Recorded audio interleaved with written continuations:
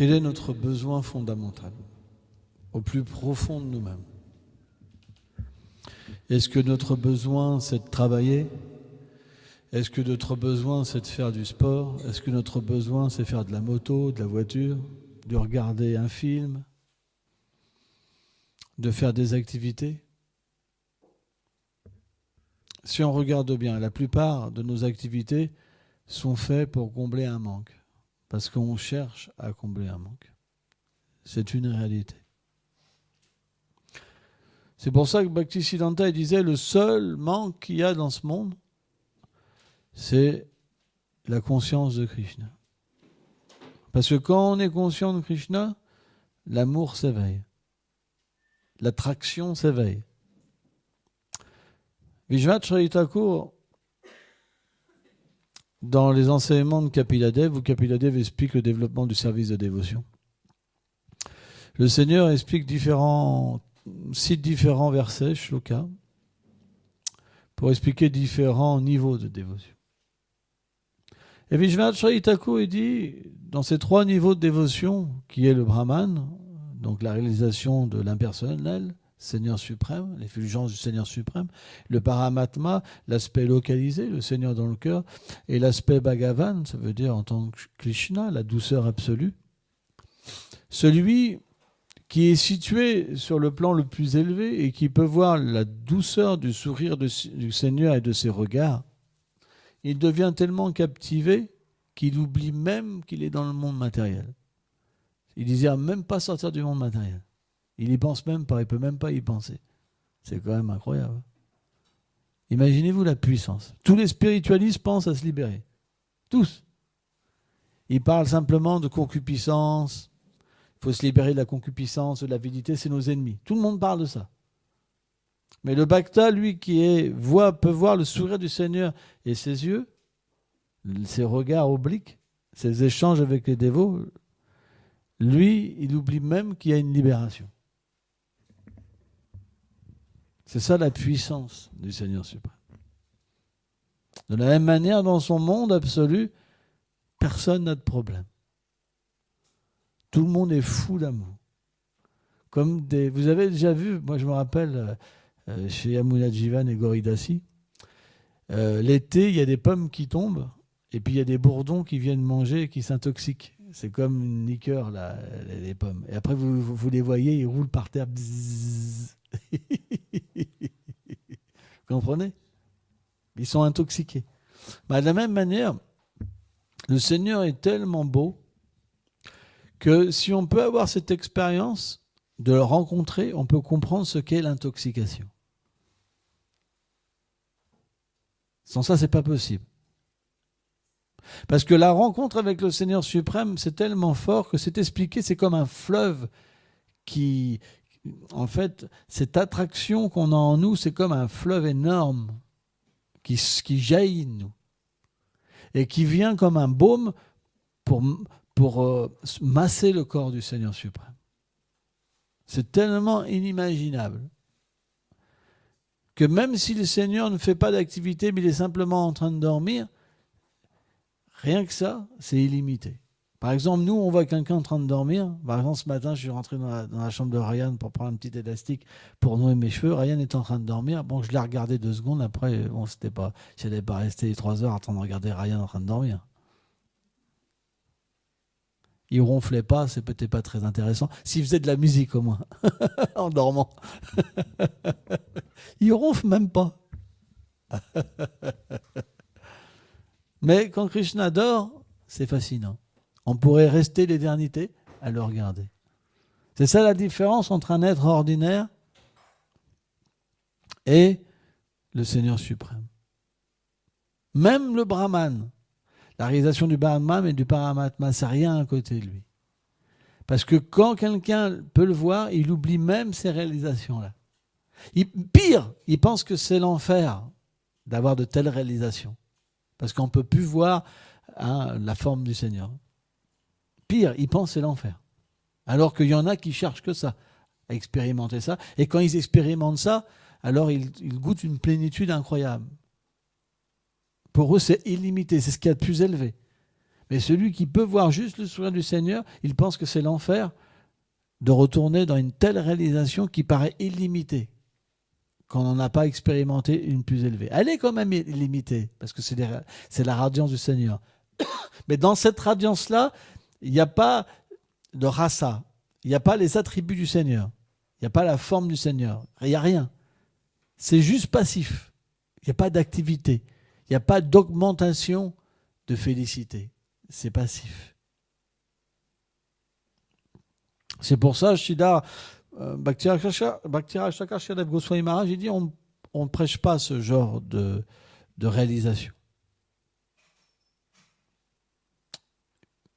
Mais la plupart sont attirés par le principe du Brahman. Par exemple, on va rencontrer un soufi là, dans quelques semaines.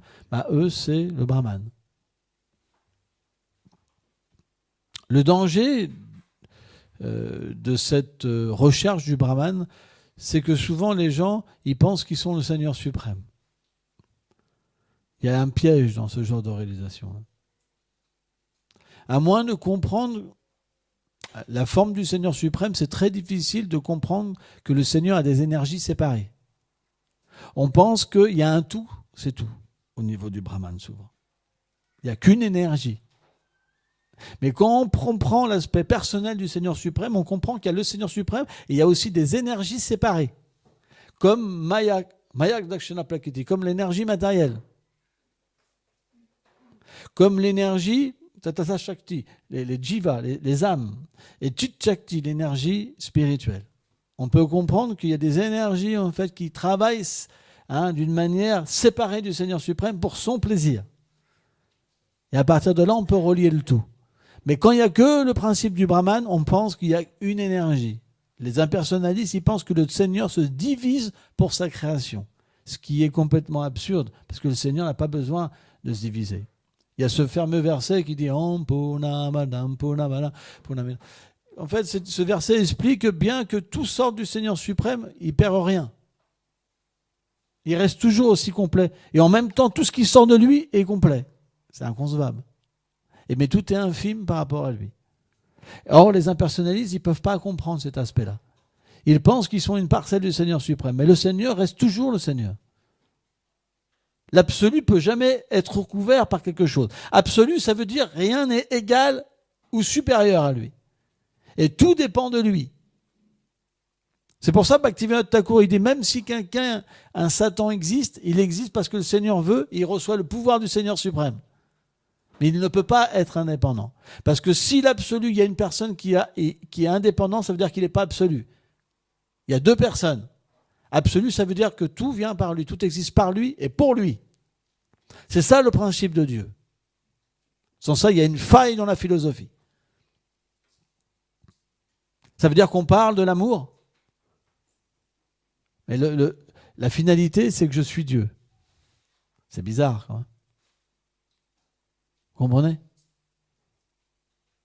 Est-ce que c'est pas plutôt gros faux égo? Un matérialiste, lui, il va être au-dessus de tout le monde. Ce genre de spiritualiste, il va être au-dessus de tout le monde. Qu'est-ce que dit Vishwanath Chaitanya Thakur? Tant qu'ils acceptent la dévotion pour le Seigneur, parce que le Seigneur suprême, il réciproque, c'est lui qui est la source de tout. Et c'est lui qui donne le fruit de toutes les voies. Donc ils sont obligés, tout le monde est obligé de prendre le principe de la dévotion. Pourquoi, si on est Dieu, on est obligé d'adorer? Vous n'avez jamais pensé à ça? Pourquoi, si vous êtes une partie du Seigneur suprême, vous êtes obligé d'adorer le Seigneur suprême pour vous rappeler que vous êtes ce Seigneur suprême? C'est bizarre quand même. Vous ne trouvez pas ça bizarre? Donc Vishwanath, il dit que tant qu'ils ont cet aspect de dévotion en eux, le Seigneur réciproque avec eux, d'une manière indirectement. Mais une fois qu'ils pensent qu'ils sont Dieu, alors le Seigneur rejette leur adoration et ils retombent. Boum. Parce qu'ils ne peuvent pas être le Seigneur suprême. C'est juste une illusion. Donc ce plan de parler de l'amour, finalement, c'est juste une glorification de soi-même. Parce que vous glorifiez vous-même. Ça ne peut pas être de la dévotion. Parce que le principe de la dévotion, selon Bhaktivedanta Swami Prabhupada, c'est qu'il y a une personne suprême et il y a une entité vivante. Et ce qui existe au milieu, c'est l'amour de Dieu. C'est la relation qui existe. Mais si vous enlevez le Seigneur suprême et que vous pensez que vous êtes le Seigneur, où est l'amour de Dieu? Donc, il y a tout un truc. Ils font toute une spéculation sur l'amour de Dieu. Ils parlent même du rasa, en parlant du Sakyara, ses amis de Krishna, les pastourelles, les gopis. Pour finalement, ils se servent des divertissements de Krishna pour finalement réaliser qu'ils sont Dieu. Et après, ils rejettent tout comme c'est Maya. C'est pour ça qu'on appelle les Mayavadis. C'est qu'en fin de compte, ils pensent que le nom du Seigneur, sa forme, ses attributs, ses divertissements sont l'énergie matérielle. C'est des grands offenseurs. On ne doit pas s'associer avec des personnes comme ça. Parce que Mahaprabhu lui-même, il a expliqué que celui qui écoute le commentaire du Vedanta Sutra de Sankaracharya, il peut perdre sa foi en Krishna, complètement, en pensant qu'il est Dieu. Juste écouter, c'est tellement puissant. Pourquoi? Parce qu'en nous, à l'état conditionné, on rivalise avec le Seigneur suprême. On veut être Dieu. C'est pour ça qu'on n'arrive pas à s'abandonner. C'est pour ça qu'on a un problème. Donc quand on entend cette philosophie, on se dit « Ah ouais, c'est ça que je veux, je suis Dieu !» Et paf, fini, la bhakti. Qu'est-ce que dit Vishvacharita Thakur sur des personnes comme ça? Elles renaissent en tant que des pierres dans les lieux saints. Quand vous prenez une pierre dans les lieux saints, c'est un Mayavadi. Ou en tant qu'arbre. C'est leur punition. Mais quand même dans un lieu saint. Ça, la miséricorde, c'est qu'ils peuvent quand même avoir les pieds des purs dévots sur leur tête à être libérés. Krishna est tellement miséricordieux. Parce que dans les lieux saints, naturellement, les purs dévots et les gloires du Seigneur sont chantées. Mais jusqu'à la fin de la création, ils restent sous forme de pierre. C'est pas... Bah ouais, parce qu'une pierre, elle quitte pas son corps facilement. Ah bah ouais, quand vous avez dans un corps de pierre, c'est dans longtemps. L'arbre encore ça va, mais la pierre. Parce que c'est des sacrés offenseurs. Pour ça Krishna dit, pour ça Krishna dit, quand je viens, ces personnes-là, ils ne peuvent pas me reconnaître. Je reste caché.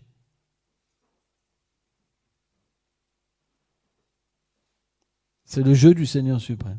Parce que c'est très difficile de comprendre ce Seigneur.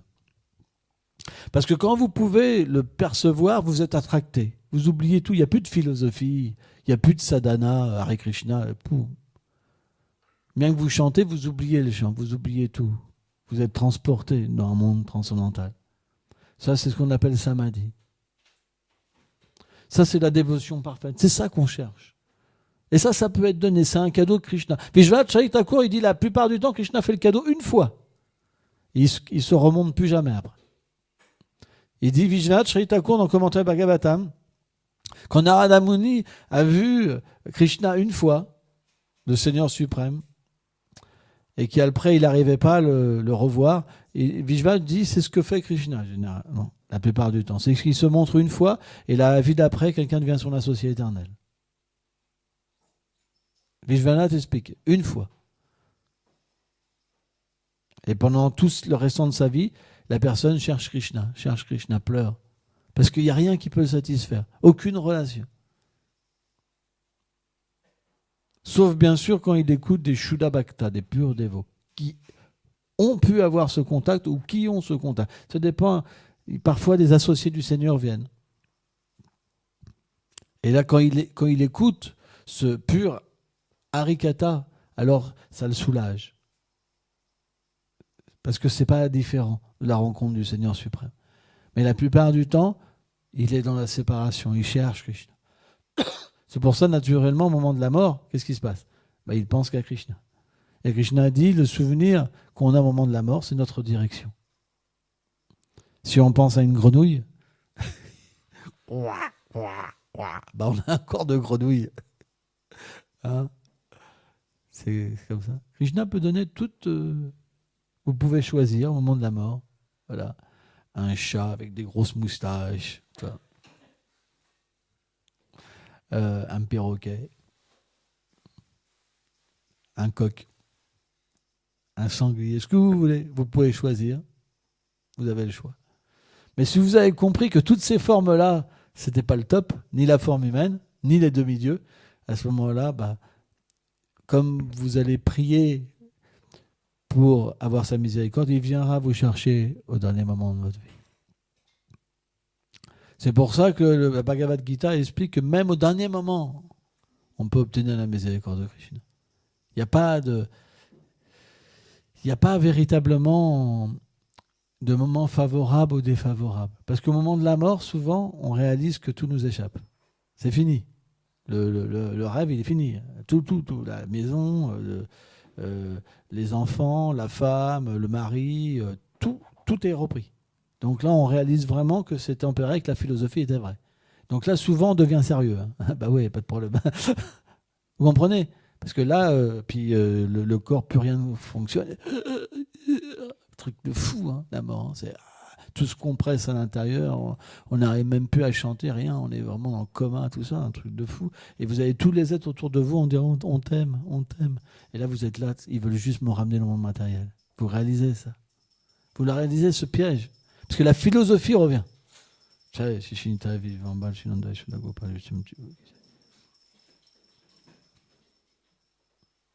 Alors, si vous êtes fortuné, vous avez des dévots autour de vous qui vous disent que maintenant, il faut te préparer pour retourner à Krishna. Mais si vous êtes attaché, quel objet d'attachement à côté de vous, si c'est une femme, vous reprenez un corps de femme. Et si c'est un homme, un corps d'homme. C'est ce qu'explique le Bhagavatam. C'est pour ça que Bhaktivinoda Swami Prabhupada dit toute cette vie on cultive ce retour à Krishna. Parce que le corps, en fait, subtil qu'on a, s'il n'est pas détruit, il prépare une autre forme. Il prépare de reprendre naissance dans un corps particulier. C'est une véritable science, en fait.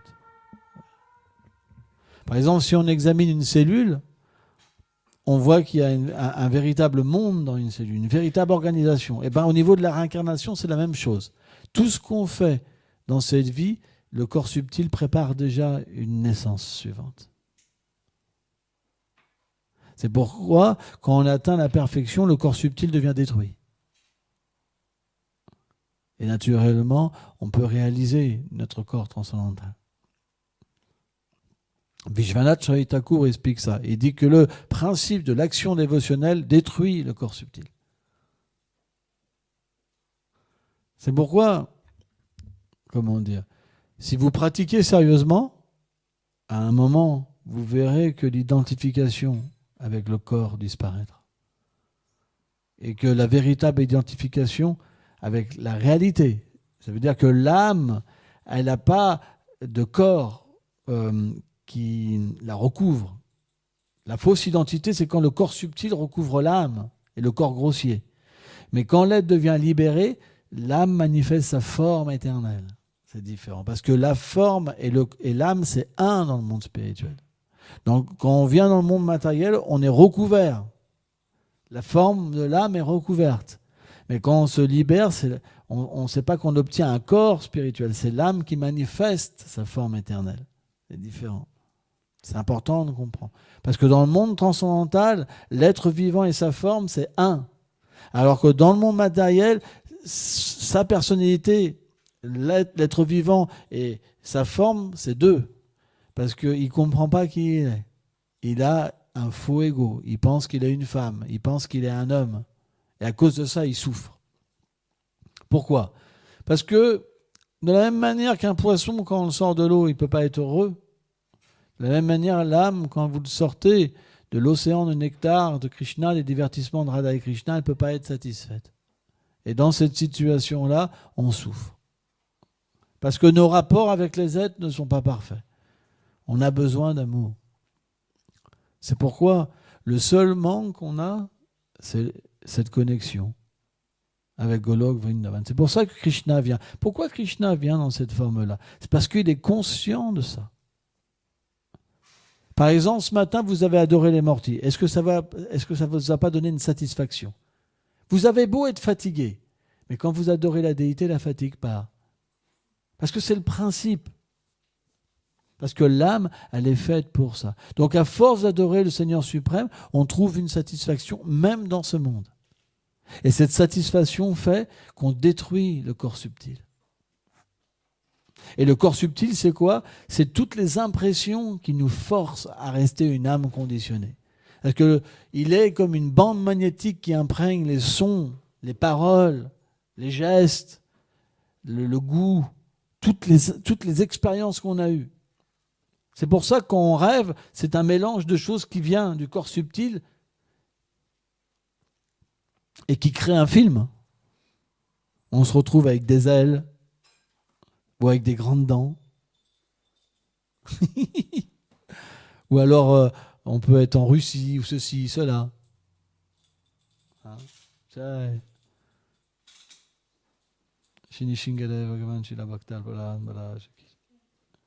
C'est pour ça qu'on n'accorde pas d'importance aux rêves. Parce que les rêves, c'est l'ignorance. À part quand ça peut être transcendantal. Le Seigneur peut se manifester aussi sous la forme de rêve. Mais en quelque sorte, le rêve, c'est signe d'ignorance. Parce que Narada Muni explique qu'on a deux vies. Une à travers le corps subtil, à travers les rêves, et une à travers le corps subtil et le corps grossier, à travers la vie éveillée. Et ces deux vies-là, ils génèrent le karma. Dans les deux vies. Et ouais. Même en rêve, en fait. Le rêve, c'est pas quelque chose qui ne compte pas. C'est une autre vie, Narada Muni explique. Intéressant. Hein, c'est pas moi qui invente les choses. Hein, je répète. Hein, faut pas m'en vouloir. Hein. C'est pour ça que quand vous faites un mauvais rêve, il faut vous repentir. Mince, j'ai tué 3 millions de personnes. C'est le truc. Toute la nuit. Oh là là, pitié, Seigneur. Faut que je fasse un Ekadashi parce que là, c'est terrible. Puis le lendemain, ils reviennent tous. En mort-vivant. C'est les rêves, des trucs terribles, tu sais. Mais le point, c'est que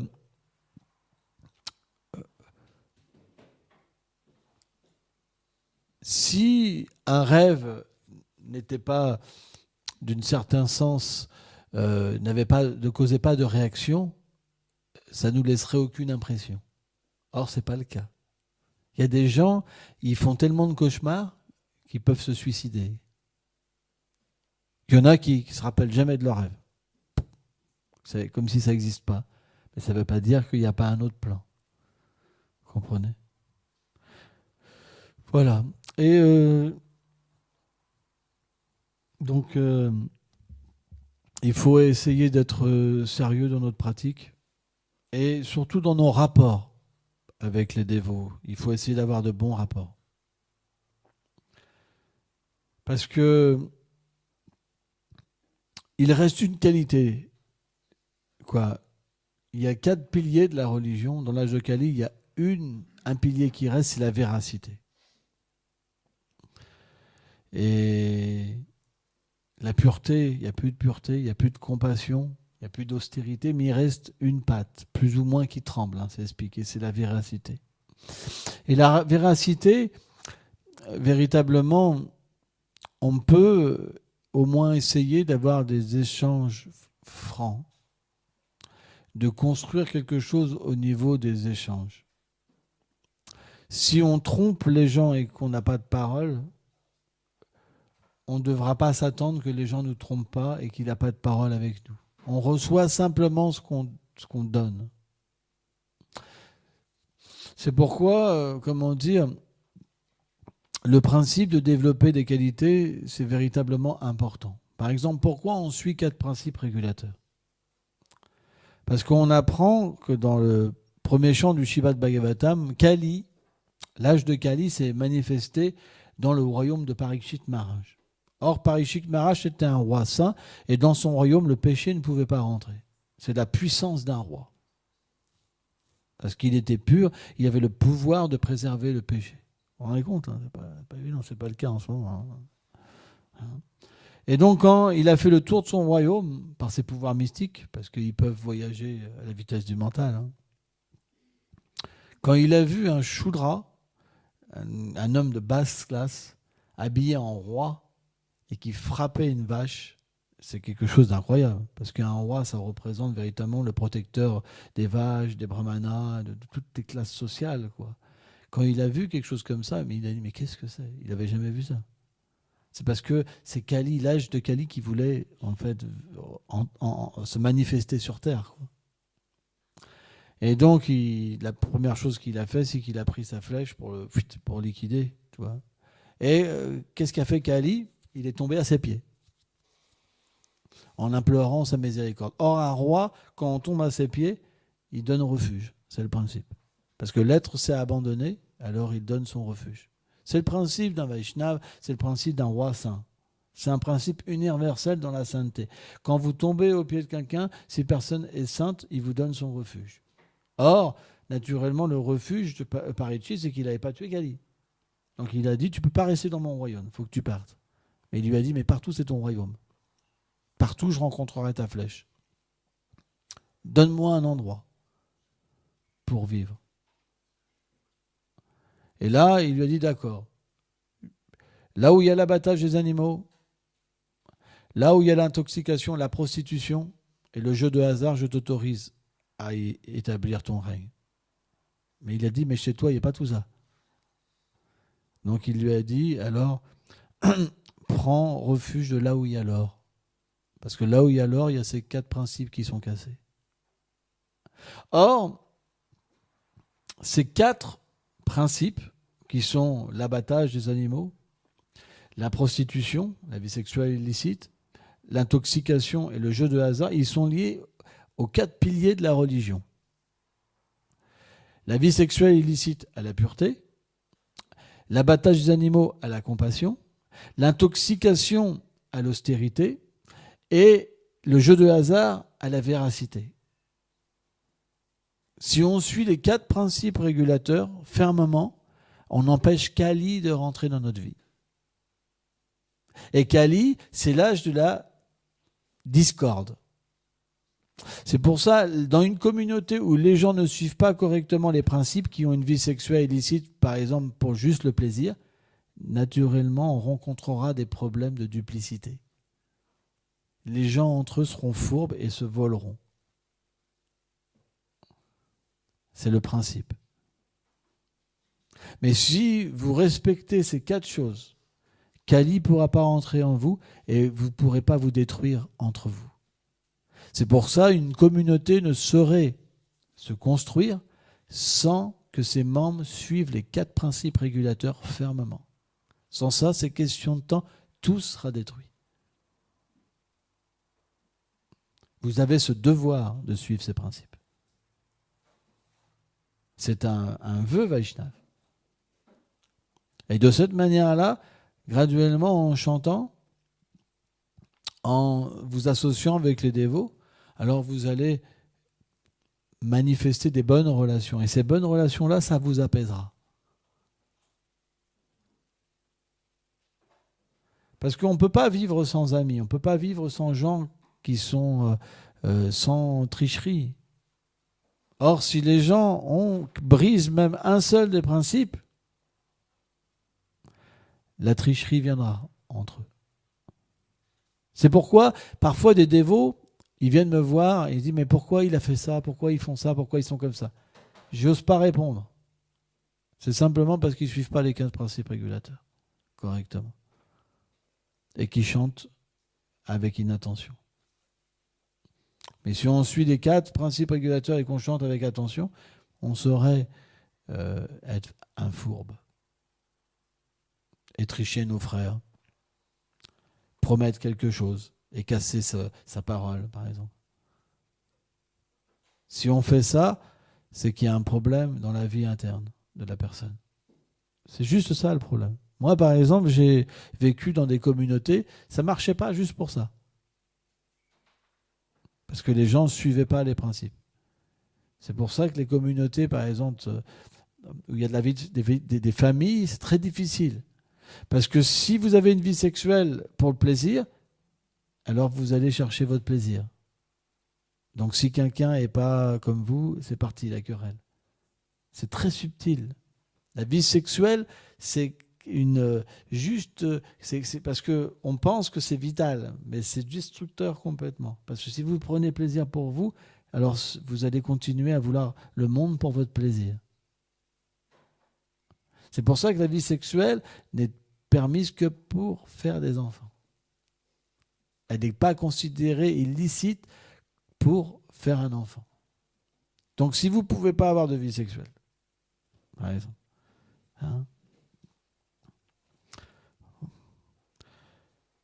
pourquoi se marier? Si vous vous mariez, c'est pour avoir des enfants. Vous comprenez? Ou alors, à moins que le maître spirituel vous dise que vous n'avez pas besoin d'avoir d'enfants. Vous comprenez? Mais, quelle est la différence entre un grihasta et un renonçant? C'est la même. Il n'y a pas de différence. Il y en a un qui vit au temple et il y en a un qui vit chez lui. Mais c'est le même niveau. Il n'y a pas d'infériorité et de supériorité. Parce qu'on vit tous la même règle. Sauf qu'il y en a un qui travaille pour un grand temple et il y en a un qui travaille pour un petit temple. Mais c'est la même chose. La vie d'un grihasta et la vie d'un monastère, c'est la même chose dans un état suprême. C'est le même niveau. Vous comprenez? Parce qu'il n'y a pas de vie sexuelle. Un grihasta, c'est un renonçant.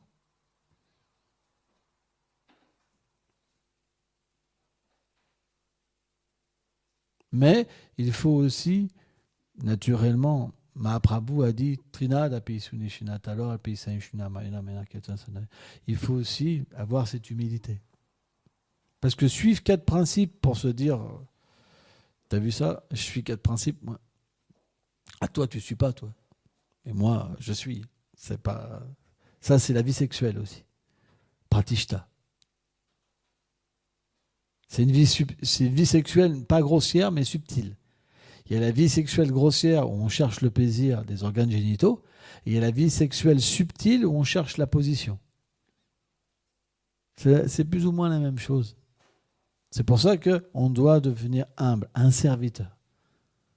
Suivre les principes régulateurs, c'est une base pour un plan grossier. Subtil, grossier. Mais si on veut véritablement comprendre la nature de la dévotion, alors on doit être humble. On doit être tolérant en comprenant que tout ce qui nous arrive, c'est dû à nos vies passées. Ça ne peut pas être autre chose, ce n'est pas la faute des autres. C'est difficile. Parce que quand quelqu'un vous fait du mal, c'est difficile. Surtout quand ce n'est pas une fois, mais tout le temps, ça revient. Cette personne-là, elle en a après vous. Donc à un moment, vous dites, mais pourquoi il fait ça? Pourquoi? Mais en fait, non. C'est dû à vos vies passées. Parce qu'il n'y a pas de hasard.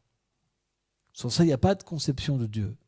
S'il y a le hasard, il n'y a pas de conception de Dieu. Parce que dans l'absolu, ça veut dire qu'il contrôle tout directement ou indirectement. Ce n'est pas qu'il contrôle la punition des gens. Mais la nature matérielle, l'énergie matérielle, elle est sous son contrôle quand même. Elle n'est pas indépendante. Elle punit les êtres vivants. C'est son travail. Par exemple, Madhava, quand les enfants ils font la récré, s'il y en a un qui fait mal, il dit hey, si tu n'arrêtes pas, je te colle une punition. Tu vas prendre une mandale. C'est pour ça qu'il a des problèmes, parce que des fois il est un peu violent. Il arrive avec son gros blouson de cuir, sa moto, c'est pas évident. Déjà, ils ont peur. Bon, même si c'est marqué non-violence, mais c'est pas toujours facile. Parce qu'il n'est pas toujours bien luné le matin. Mais quand il y en a 2 qui se bagarrent, il fait comme ça, tout de suite, il s'arrête. Ça rigole pas. On l'imagine dans la cour de récréation. Quand il n'est pas comme ça. Mais de la même manière, il peut. Parce que c'est son rôle. Ça veut dire que quand ça ne va pas, il est là pour reprendre les choses. Donc, il y a 50 ans, vous preniez un coup de règle.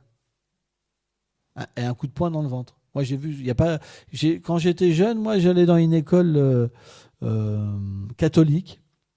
Et il y avait un qui s'appelait Frère Henri. Waouh!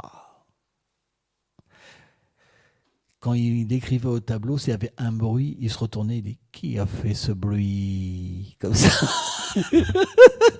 Tout le monde était là. Oh là là. Qui a fait ce bruit? Comme ça, il répétait 2-3 fois. Et personne ne se dénonce. Alors, t'en as qui est obligé de se lever. Viens ici. Ah ouais, il lui mettait un coup de poing dans le ventre, comme ça. Allez, au piquet, toi. Ah ouais. Ah ouais, j'ai connu ça. Hein. Ah ouais. Ah ouais. Donc, ça dépend des générations. Tu vois. Bon, maintenant, ça serait plus possible. Mais encore, il y a 40 ans, 30, 40 ans, c'était possible encore. Ça existait encore parce que moi, je l'ai vécu. Les coups de règle, je l'ai vécu. Et le coup de poing. Alors, c'est pas des gros coups de poing, mais quand même, boum. Tu vois, quand t'es gamin, t'es tout petit comme ça. Tu vois, et il nous faisait peur. Hein. Ah ouais, lui, ça rigolait pas. Hein. Ça. Hein. Et bah, c'était peut-être le seul moyen qu'il avait pour être tranquille, parce que des fois, tu as des énergumènes graves, hein, les enfants. Ils te poussent à bout. Hein. Il y en a qui se suicident. Hein. Moi, je me rappelle, on avait une professeure, on l'avait poussée à bout, elle avait fini en hôpital psychiatrique. Hein. C'est des enfants, c'est terrible. Hein. Mais le point, c'est que si nous, on peut remettre des gens en place, qui a fait ce bruit hein.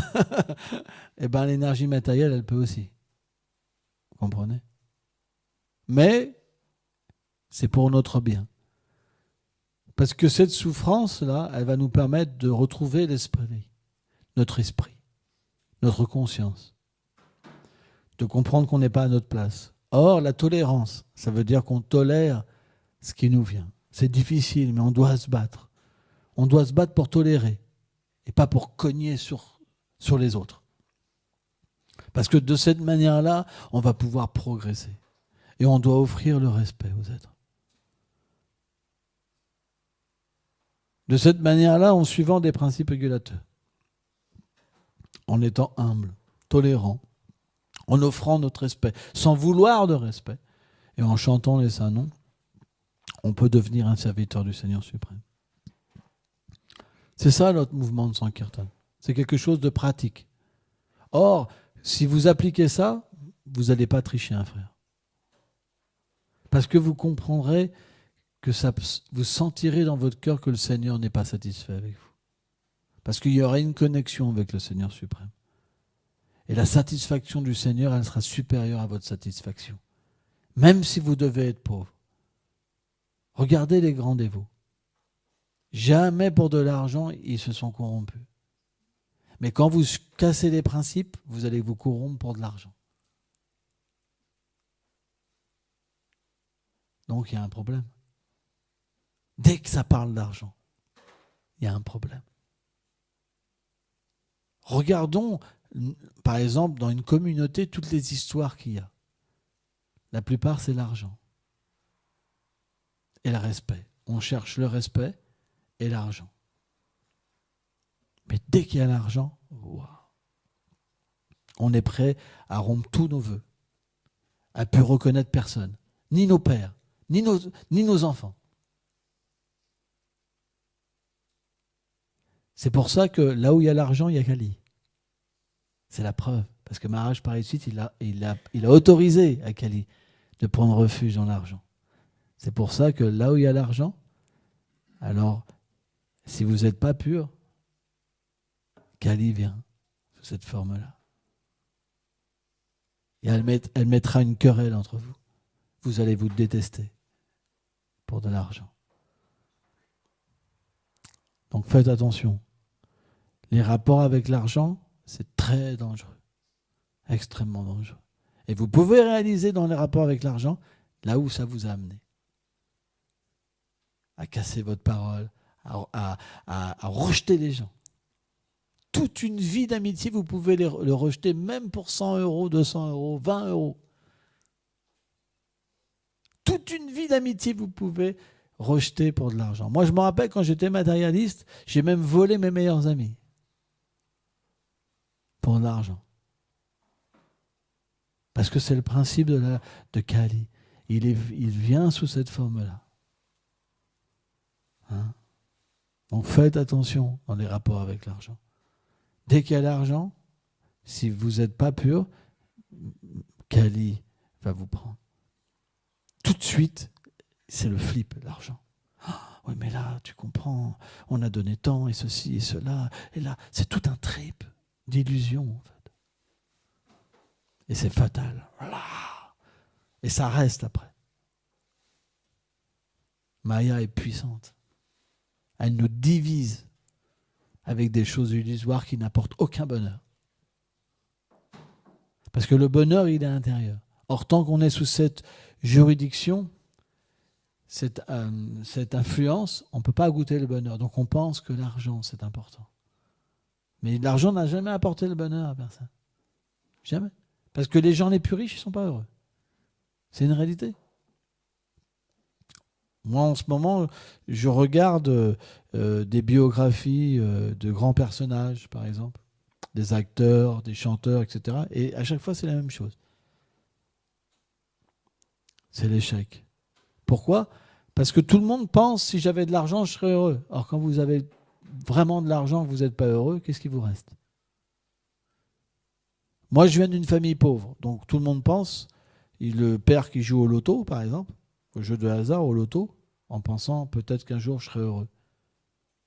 Tout le monde pense comme ça. C'est comme un rêve d'enfant.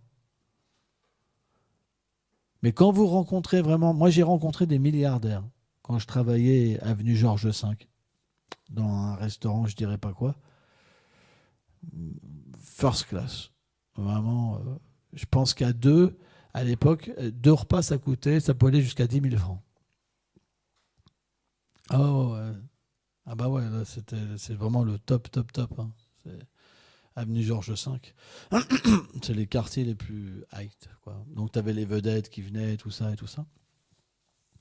Et j'ai parlé avec des gens, mais vraiment riches. Et jamais j'aurais pu rencontrer quelqu'un comme ça. Dans le métro, ils n'ont jamais pris le métro de leur vie, ou fréquenté un mauvais quartier, ou ceci, cela. Ils ne savent même pas que c'est juste... Et il m'a posé une question sur le métro, par exemple, une fois. Il me dit, c'est comment le métro ? Je lui ai dit, ouais, à 8h du matin, tout le monde se regarde par terre. Il ne faut surtout pas regarder quelqu'un parce que ça peut être dangereux. Il était vraiment impressionné. Wow. Mais quand je parlais avec eux, ils n'étaient pas heureux. Mais ça m'a choqué. Je n'étais pas spiritualiste, mais ça m'a choqué. Je me dis, mais comment c'est possible ? Cette personne-là, elle est milliardaire. Elle peut acheter une bouteille.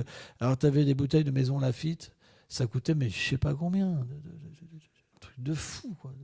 Des bouteilles, tu sais, vraiment de vin. Ils buvaient un verre, ils laissaient la bouteille. Là. Ça coûte rien. Pour eux, c'est comme si tu payes 50 centimes, ou 10 centimes, ou 2 centimes. Tu vois ? Et je ne les voyais pas heureux, tu vois. Et je me disais, mais c'est pas possible. Parce que moi, j'étais pauvre. Je venais d'une cité, tu vois. Même mes parents, ils n'avaient même pas d'argent pour me donner de l'argent de poche, tu vois. J'étais obligé de voler dans leur portefeuille, tu vois, pour avoir un petit franc, pour m'acheter des bonbons, tu vois. Tu vois. Donc je me disais, mais comment c'est possible, tu vois. J'ai halluciné quand même. Donc ça m'a préparé à la vie spirituelle. Quand j'ai vu des acteurs tellement célèbres, mais frustrés, tu vois, et tu vois, être mal à l'aise dans leur position, tu vois. Mais ça m'a fait réfléchir. À un moment ou à un autre, c'est comme un château de cartes qui s'écroule, tu vois. Et tu te dis, mais je suis revenu même dans la rue, dans un gang. Tu vois, quand j'ai vu ça, je me suis dit, mais ça ne sert à rien, cette vie. Tu vois. Et après, j'ai pu avoir une véritable solution avec la vie spirituelle. Mais les gens, personne n'est heureux dans ce monde. Parce qu'on est fait pour un monde supérieur. Et l'argent ne peut pas amener ce bonheur transcendantal à l'âme. Pire, il génère du karma. C'est comme ça. Donc c'est pourquoi, on doit avoir une bonne analyse du monde matériel. Le Sankhya Yoga, c'est une analyse de l'âme et du monde matériel. Quelle est notre nature et qu'est-ce qu'apporte le monde matériel ? Quand on fait cette analyse-là, naturellement, on va vers la vie spirituelle. Parce qu'on comprend, même si c'est intellectuellement, que par les exemples qu'on a tout autour, on ne pourra pas atteindre le bonheur. Mais c'est tellement subtil, pour finir la classe, parce que sans ça, ça va être trop long pour vous. Pour finir, Le pire, c'est que les gens, ils sont tellement experts à jouer des jeux. Moi, j'ai vu tellement de personnes qui me disaient « Mais non, moi, je suis heureux. » Et qu'est-ce que je pensais comme disait ça? Je dis « Attends un petit peu. » Un mois après, ils viennent me voir, ils me racontent leur vie. Vous ne pouvez même pas imaginer le niveau de souffrance. J'ai halluciné combien de fois. Ceux qui me disent que moi, j'ai pas de problème, j'aime mon travail, je suis heureux, ils se font massacrer au travail et tout ça. C'est parce qu'il y a une fierté en nous. On ne veut pas admettre qu'on est malheureux, parce qu'on veut être Dieu. Mais quelle sorte de Dieu on est? Obligé d'aller le matin et travailler, comme un esclave. Alors quand vous leur dites ça, non, non, moi j'aime mon travail. Et après, vous les voyez après en psychiatrie, parce qu'ils n'arrivent plus à aller travailler. Mais c'est vraiment, c'est la fourberie de cet âge de Cali. Ils n'en peuvent plus. Mais ils n'admettent jamais la défaite. Ils ne veulent pas s'abandonner au Seigneur suprême. Ils préfèrent être des esclaves. Or, un jour, on pourra sortir de là et être libre. Parce que si vous travaillez pour le Seigneur suprême, vous vous libérez. Parce que si vous offrez les fruits au Seigneur, alors vous irez au travail pas comme un esclave, mais pour lui, par amour. Et il est là le but. Le but, c'est pas d'arrêter de travailler. Le but, c'est de comprendre comment travailler. Comment développer l'amour en travaillant. Et c'est ça la dévotion. C'est pour ça que la dévotion, elle est parfaite. Parce qu'elle permet de changer la nature de l'action et pas d'enlever l'action. L'action, on ne pourra pas l'enlever. On sera obligé d'aller travailler. On sera obligé de gagner de l'argent parce qu'il faut nourrir la famille. Mais c'est un service pour Krishna. Si on le fait avec cette conscience-là, Krishna vient dans notre cœur. Pourquoi Krishna ne vient pas dans notre cœur? Parce qu'on vit sans Krishna. Le chez nous, c'est pas chez Krishna. C'est ma femme. C'est pas la servante de Krishna. C'est mon enfant. C'est pas le serviteur de Krishna. On voit tout en rapport avec nous. C'est pour ça qu'on souffre. Et c'est là notre échec. Donc on doit apprendre à changer la nature de notre vie. Et ça, on a besoin d'aller à l'école. Et l'école, c'est quoi? C'est le Bhakti Yoga, le service de dévotion. Enseigné par une gourou par un parent authentique. Et c'est là le succès. De la même manière, si vous allez dans une école authentique, vous allez trouver du travail. Par exemple, si vous fondez votre propre école et vous donnez un diplôme, vous allez voir, par exemple, une entreprise. Tiens, je ne connais pas, c'est quoi ce diplôme? C'est quoi ce truc-là? Ah ouais, c'est Abou Boubou, il a fait une école. Ah ouais, non, mais moi, je ne peux pas, c'est pas reconnu par l'État, ça, c'est pas... Bah ouais, mais c'est un diplôme, moi. Mais c'est pas de valeur, vous comprenez? De la même manière, il faut une spiritualité authentique pour que le Seigneur se révèle. Il est tamam papa identité, parce que le Seigneur se révèle selon la connaissance qu'on reçoit et les austérités qu'on a fait. Golpe Monday.